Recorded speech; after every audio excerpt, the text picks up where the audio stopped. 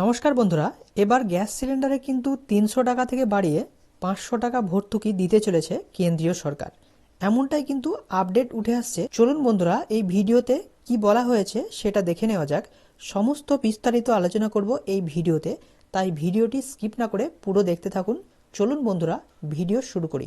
২০২৪ সালের আসন্ন বাজেট একটু হলেও স্বস্তি দেবে সাধারণ মানুষকে, এমনটাই কিন্তু বিশেষজ্ঞরা মনে করছেন। এই মুদ্রাস্ফীতির যুগে সাধারণ মানুষের কিন্তু খরচা বেড়েই চলেছে, তাই কেন্দ্রীয় সরকার সেই সাধারণ মানুষের কথা মাথায় রেখে এমনটাই উদ্যোগ নিতে চলেছেন। পিএম উজ্জ্বলা যোজনার অন্তর্ভুক্ত মানুষদের ভর্তুকির পরিমাণ ৩০০ টাকা থেকে ৫০০ টাকা বাড়ানোর পরিকল্পনা ইতিমধ্যেই কিন্তু রাজনৈতিক মহলে আলোচনা শুরু হয়ে গেছে।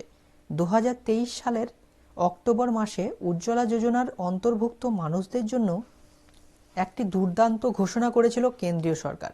এলপিজি রান্নার গ্যাস সিলিন্ডারের ভর্তুকির পরিমাণ ২০০ টাকা থেকে বাড়িয়ে ৩০০ টাকা করেছিল কেন্দ্রীয় নরেন্দ্র মোদী সরকার।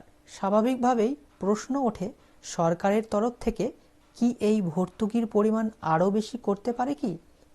যদি এমনটাই হয় তবে মহিলাদের ভর্তুকির পরিমাণ ৩০০ টাকা থেকে ৫০০ টাকা করাও হতে পারে। মুদ্রাস্ফীতির হার কমাতে অর্থমন্ত্রী নির্মলা সীতারামন প্রধানমন্ত্রী উজ্জ্বলা যোজনার অন্তর্ভুক্ত ৯ কোটি মহিলাদের প্রতি রান্নার গ্যাস সিলিন্ডারে ৩০০ টাকা ভর্তুকি প্রদান করেছেন। উজ্জ্বলা প্রকল্পের আওতাভুক্ত মানুষরা বাজেট থেকে এই ভর্তুকির পরিমাণ বৃদ্ধি হওয়ার অনুমান করেছেন। তবে রান্নার গ্যাস সিলিন্ডারে ৫০০ টাকা ভর্তুকি পেলে অবশ্যই মহিলারা উপকৃত হবেন।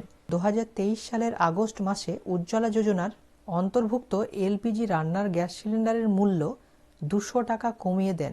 ৪ অক্টোবর উক্ত সুবিধাভোগীদের ভর্তুকির পরিমাণ বাড়িয়ে ৩০০ টাকা করে দেওয়া হয়। বন্ধুরা, এই ছিল আজকের ভিডিও।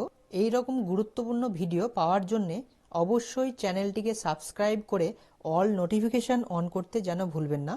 আপনাদের অসংখ্য ধন্যবাদ জানাই ভিডিওটি প্রথম থেকে শেষ পর্যন্ত দেখার জন্যে।